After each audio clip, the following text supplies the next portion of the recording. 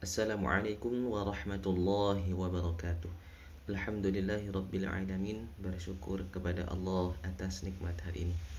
Oke teman-teman, kembali lagi bersama saya di Syuhada Channel. Ya, ini baru bisa upload video setelah sekian lama ya, udah sekitar 1 bulan. Oke, mudah-mudahan teman-teman masih setia dengan channel ini.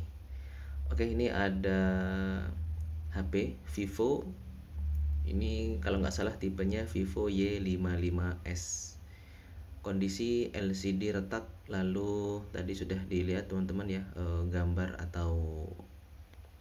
gambar di LCD-nya berbayang-bayang gitu. Terus di bagian tombol power juga hilang. Lalu di backdoor juga retak ya, di bagian tombolnya retak. Nah ini. Jadi user minta ganti LCD, kemudian ganti backdoor sama tombol, pokoknya dibagusin lagi. Oke, sesuai dengan permintaan ya teman-teman.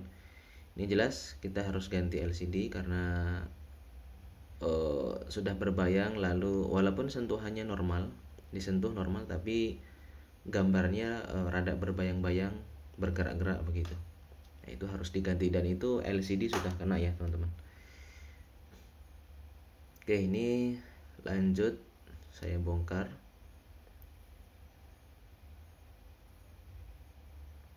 Nah, ini di bagian atas ternyata ada SIM tray lagi, ada SIM tray, maaf.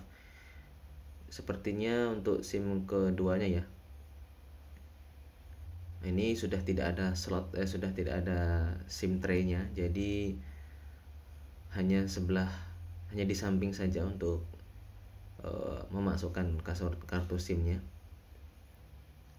Dan ini terlihat sepertinya masih tersegel ya teman-teman, itu di bagian bawah atasnya masih ada segelnya ya. Berarti kemungkinan ini belum pernah di servis ya. Ya, ini saya lepaskan untuk bautnya. Nah, untuk Vivo Y55s ini persamaannya dengan Vivo Y55 ya teman-teman, dengan Vivo Y55. Untuk proses pelepasan ya seperti ini ya teman-teman. Bagian baut dilepas dulu semua, dan jangan lupa diusahakan untuk melepas konektor baterai terlebih dahulu. Takutnya di posisi konektor tertancap ya atau terpasang, ini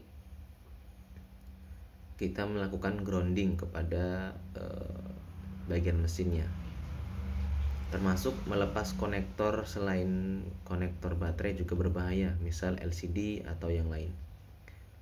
Ya, cari amannya adalah lepas dulu konektor baterai ya teman-teman.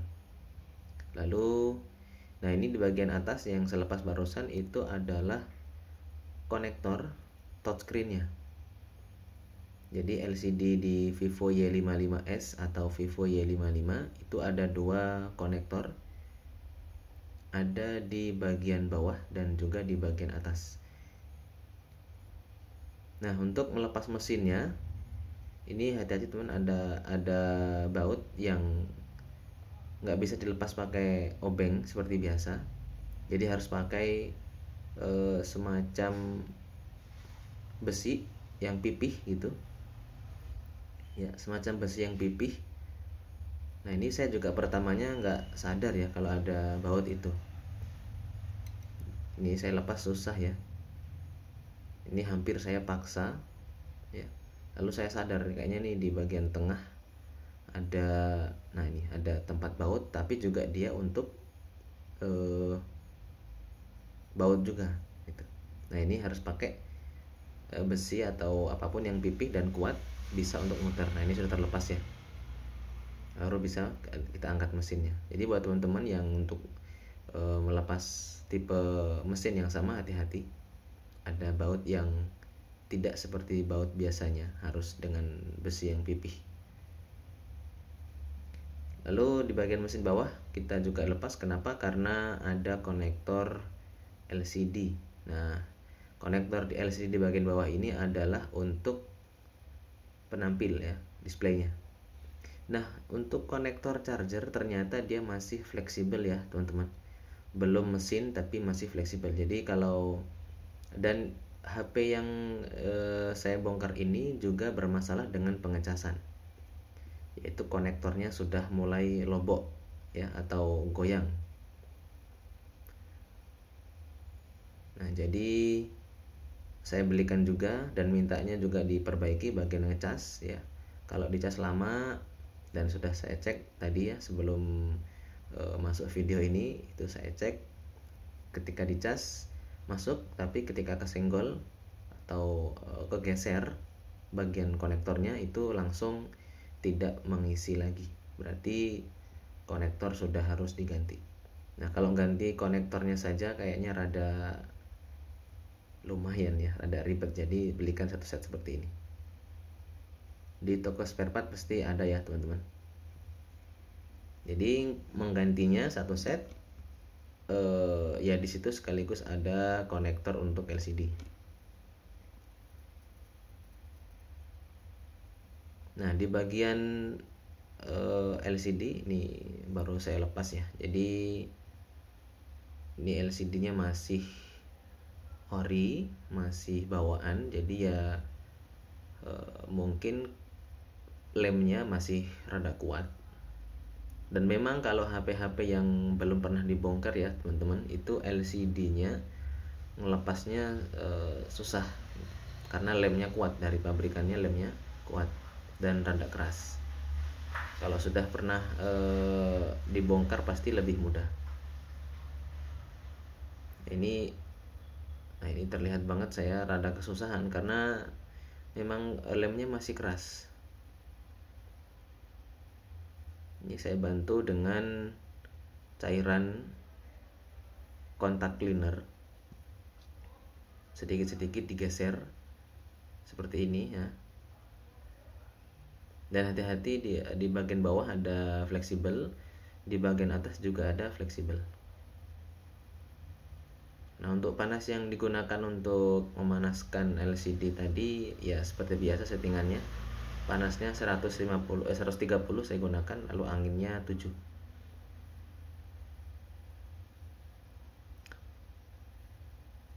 Oke.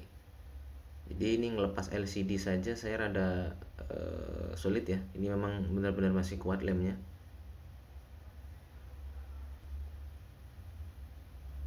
Ini kalau dipaksa ya bisa saja ya teman-teman ya. Jadi karena ini sudah pecah, jadi kita paksa untuk lepas ya. Mungkin nanti retak ya, pecah ya, itu nggak masalah karena memang mau diganti.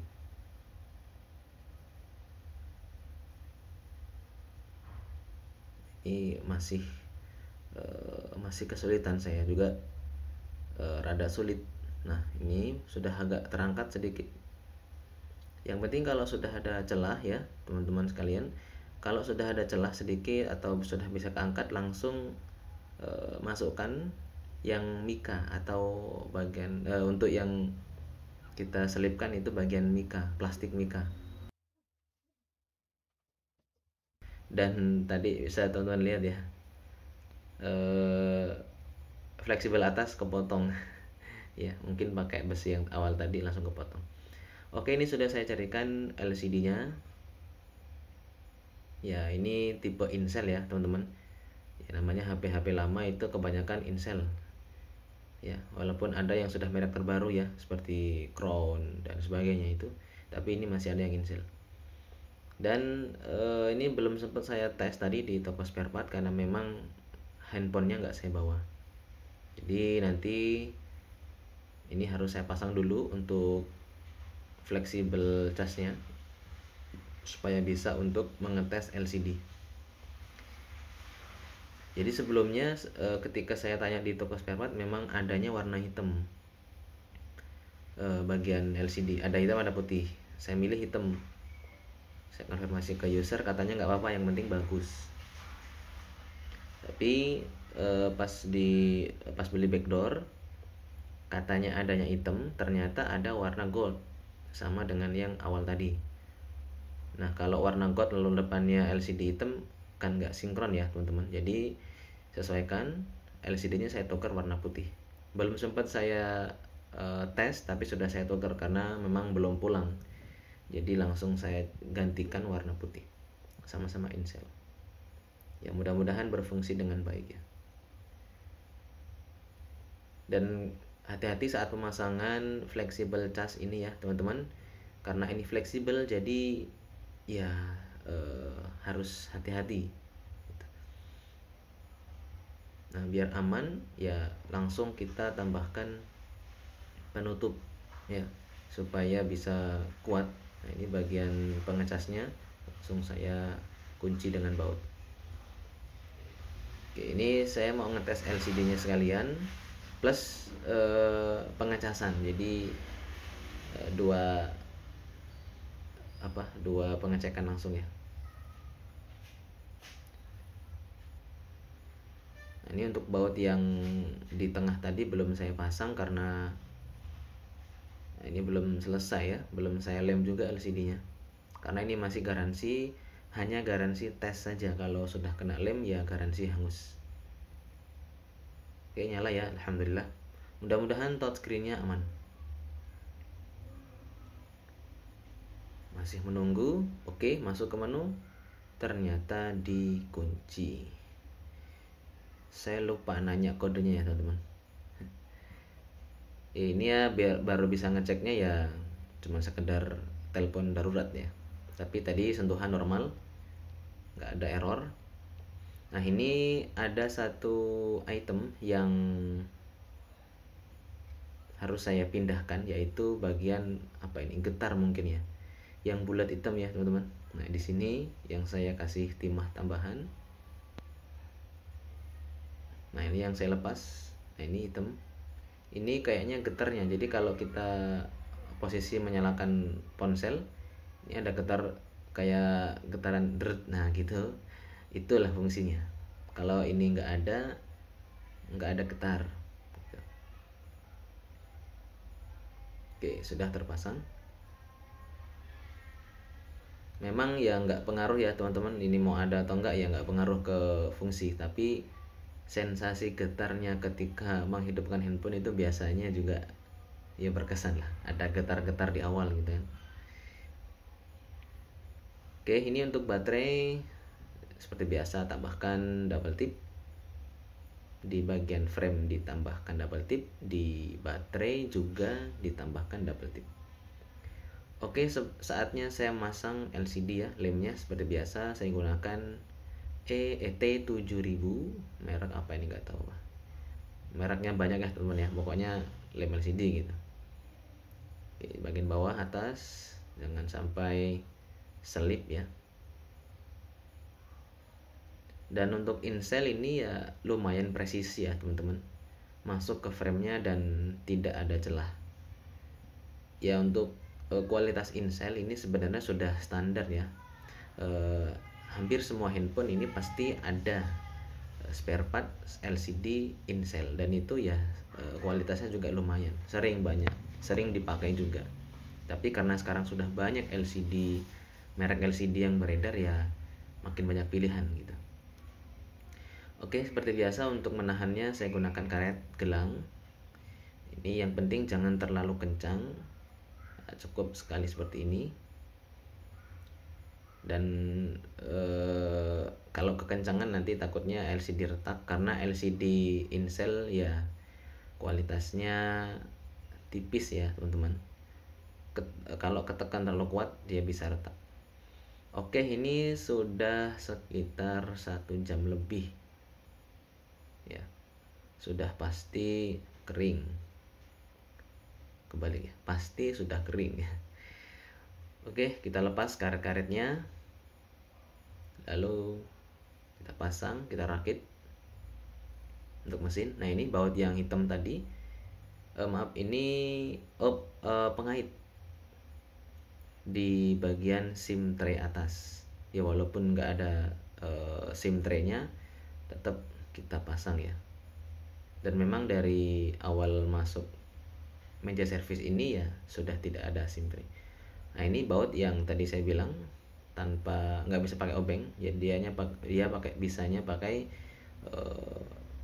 benda pipih ya. bisa pisau, bisa seperti ini, yang penting yang kuat.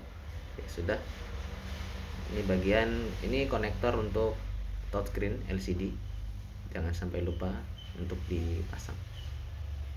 Nah, untuk pemasangan konektor seperti ini, kalau bisa yang terakhir itu konektor baterai ya teman-teman, jangan konektor baterai itu dipasang duluan. Ya, ini walaupun sepele tapi kadang berakibat fatal. Lalu ini saya pasang untuk baut-bautnya.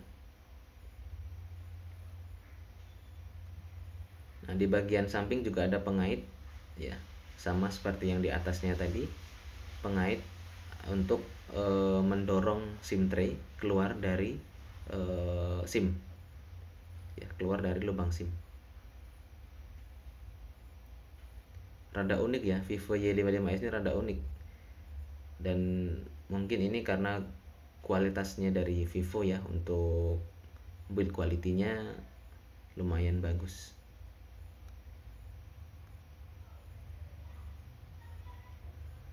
Oke, ini saya cek di bagian LCD ya, lumayan rapat ya.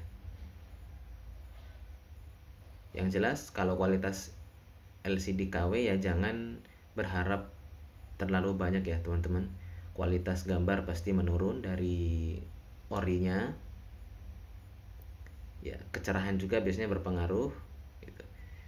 Lalu kalau ganti fleksibel cas ya pasti ada pengaruh.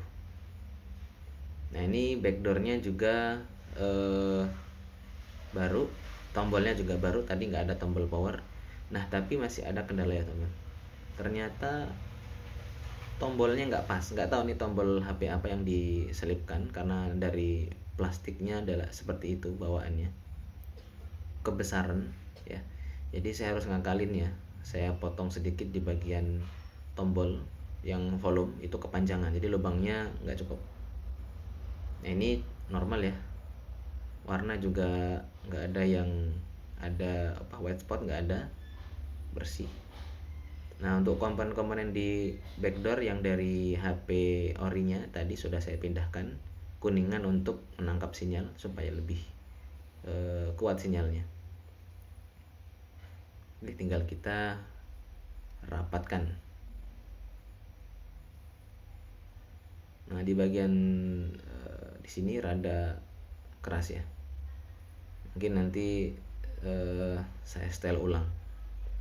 Mungkin di bagian ini tonjolan untuk nekan ke kiton tombol atau fleksibel tombolnya itu biasanya ketebelan ya, nanti akan saya tipiskan. Ini saya rapikan dulu.